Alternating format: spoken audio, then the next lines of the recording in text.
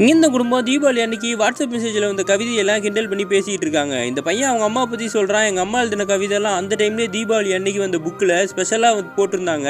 அதெல்லாம் பற்றி யாருக்கும் தெரியாதுன்னு எல்லாருமே பாராட்டி பேசுகிறாங்க. அவங்க ஹஸ்பண்டும் சொல்கிறாரு, ஆமாம் உண்மையாகவே வந்துச்சு, அதே அந்த புக்கை எடுத்துகிட்டு வாடான்னு சொல்லி. இவங்களுக்கு ஒன்றுமே புரியல, நம்ம எழுதுனது எப்போ வந்துச்சுன்னு சொல்லி முடிச்சுக்கிட்டு இருக்காங்க.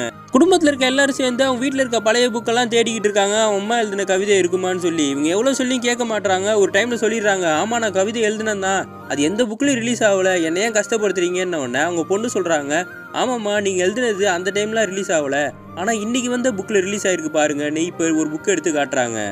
அவங்க எழுதின கவிதையை அந்த புக்கில் பார்த்தோன்னே இவங்களும் கண்கலங்கி போய் நிற்கிறாங்க. பையன் சொல்கிறான், 1985 நான் பிறந்தப்போ நீங்கள் எழுதின கவிதை இது, இந்த பப்ளிகேஷன் கம்பெனிக்கு நீங்கள் அனுப்பி விட்டீங்க, ஆனால் ரிஜெக்ட் பண்ணிட்டாங்க, ஆனால் இதே வருஷம் திருப்பி நாங்கள் அதை அனுப்பி விட்டோம், அவங்க செலக்ட் பண்ணிட்டாங்கன்னு சொல்கிறான். அவங்க அம்மாவும் அழுதுகிட்டே சொல்கிறாங்க, 36 வருஷத்துக்கு முன்னாடி நான் ஏற்றி வச்ச விளக்கு இப்போ தான் எனக்கு வெளிச்சத்தை தருதுன்னு சொல்லும் போது அவங்க பொண்ணு சொல்கிறா, அது விளக்கு இல்லைம்மா அவங்களோட கனவு, அது எப்பயுமே அணையாதுன்னு சொன்ன உடனே இவங்களும் ஆசையாக கட்டி பிடிச்சிக்கிறாங்க.